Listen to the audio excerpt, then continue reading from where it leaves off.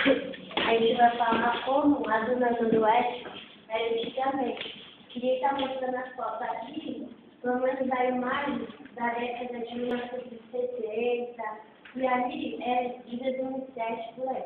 A Zona Noroeste de Santos, com cerca de 12 quilômetros de extensão, distribuídos em 12 bairros.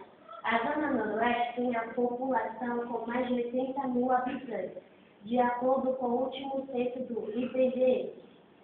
No começo da Zona Noroeste, era um imenso manguezal, cortado por rios que invadiam as casas em dias de chuvas ou maré alta. Não havia água, luz ou qualquer sinal de infraestrutura. Tudo era precário. O começo pelas moradias, pequenos chalés ficando em terrenos aterrados, onde passavam riachos com fartura de peixe. A urbanização da Zona Noroeste. Depois de ocupar quase todos os espaços em direção às praias, Santos passou a se expandir no sentido contrário nos dois lados da Avenida Nossa Senhora de Fátima, em direção à divisa de São Vicente.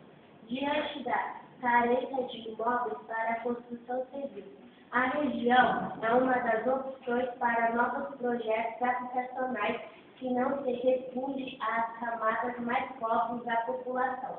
Atualmente, as casas predominam, porém prédios com 3 andares começam a ganhar espaço no mercado imobiliário.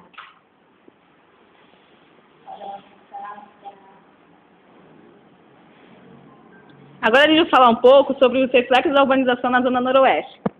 Eu vou falar um pouco da habitação. Segura, Michele. Então, a habitação é o reflexo mais significativo da urbanização na Zona Noroeste. Ó. Habitação. Os reflexos da urbanização na habitação da ZN são muito visíveis. São mais de 20 mil pessoas vivendo sobre o mangue, em barracos aglomerados, em mais de 4 quilômetros de extensão. Os da frente parecem mais firmes e habitáveis, mas à medida que se caminha pelas estreitas passagens de mangue adentro, surgem casas muito precários. Volta ali um pouco para ver as imagens? Então, essas são as imagens de alguns, aqui do lado do Sumir, alguns becos, ali alguns palafitas. Então, quanto mais à frente é a casa, mais digna sim, mais digna ela é, ó. Ali é bem na frente, ali se aprofunda um pouco, aí nessa imagem já são palafitas que estão mangue adentro, já estão bem na maré, ó, nessa primeira imagem. Passa pro próximo. Vamos fazer uma parte aqui, ó. Volta, por favor. Ó. A foto, a primeira, que está em cima, que a gente vê um carrinho vermelho, tá? Ela está em frente a essa foto que está embaixo ao lado esquerdo, que aparece esse monte de lixo que já está invadindo o mangue. Então, é assim, a gente tem uma linha muito pequena de distanciamento, né? Porque a gente está ali do lado de cá, e quando eu tirei a máquina, era aquela que nós tinha da mesma rua, né? Eu estava na mesma rua, eu virei para cá, fotografei, virei para lá, fotografei, quer dizer, muda completamente a visão que você tem num bairro com uma distância tão próxima, né? Pode continuar, desculpa interromper, porque eu só queria fazer esse...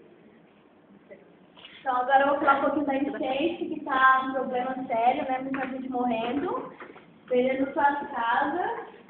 E eu vou citar alguns exemplos do que ocorre a enchente.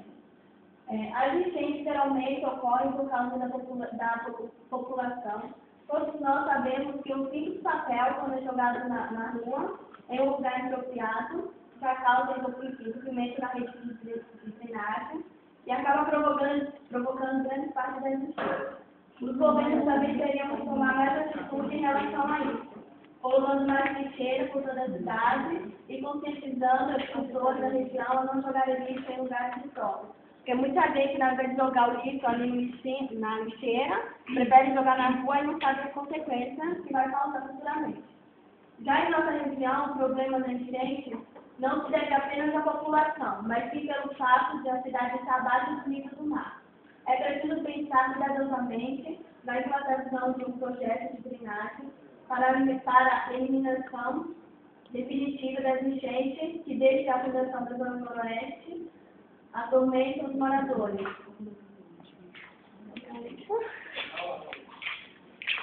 Eu vou falar sobre o risco da Zona Noroeste. No garoto morando, existe muitas pessoas que já não vivem mais ruas, trabalharem no canal, etc. Afinal, não há como não produzir isso, mas podemos diminuir essa produção, separando os materiais recicláveis para a coleta seletiva ao invés de jogá-los em vias públicas. Vou falar agora da degradação do meio ambiente. O famoso da degradação do meio ambiente é o próprio ser humano. A Zona Leste é um ótimo exemplo disso.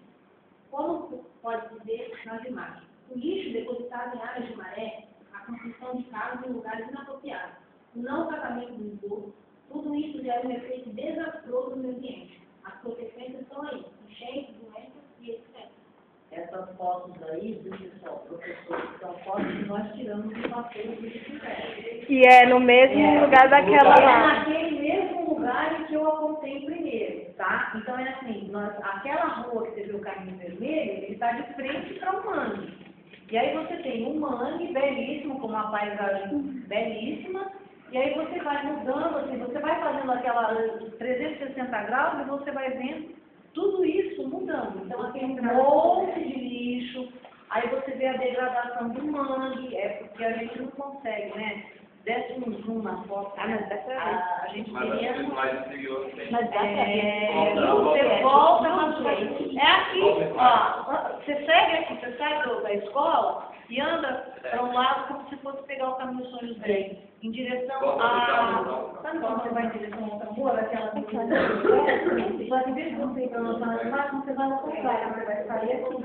Ah, é depois do Paulo Silveira, então? É pra cá. Pra lá na Paulo Silveira. Ó, da onde a gente passa, se fizer uma linha diagonal, é para onde a gente vai. É mais ou menos aí, não é?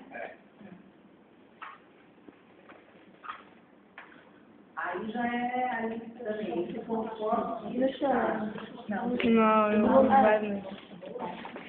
Falar um pouco das redes clandestinas, mais conhecidas como GAPs, né? As redes clandestinas são práticas ilegais muito comuns na zona urbana. Esse tipo de delito é praticado por famílias que não têm condições de pagar ou simplesmente não querem adquirir uma rede elétrica de forma legal. Essa prática, além de ilegal, é arriscada, pois a chance de incêndio devido a custos públicos é muito maior que uma rede comum. Agora eu vou falar sobre o transporte público. A cidade de Santos, com a maioria das cidades, sofre com o trânsito. O número de carros que trafega diariamente é assustador e a frequência de engarrafamento é cada vez maior. Como em outras regiões do município, na zona noroeste, também está crescendo a circulação de automóveis.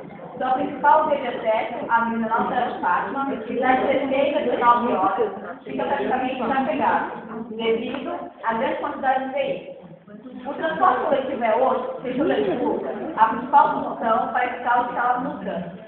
Se cada pessoa abrir mão, sair de casa, de carro e usar o transporte público, o reflexo no trânsito será bem significativo. Mas para que isso ocorra, o transporte público deve ser eficiente, confortável e principalmente mais barato.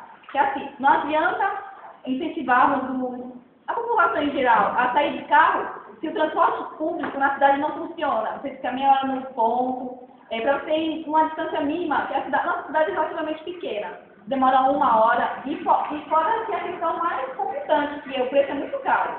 R$2,50, isso negócio R$5 para você sair de casa e ir para um lugar nem tão longe, que muitas vezes você sair de bicicleta vai ficar muito mais rápido. Então não adianta, a gente quer controlar o trânsito, incentivar o transporte público, incentivar o uso do transporte público, mas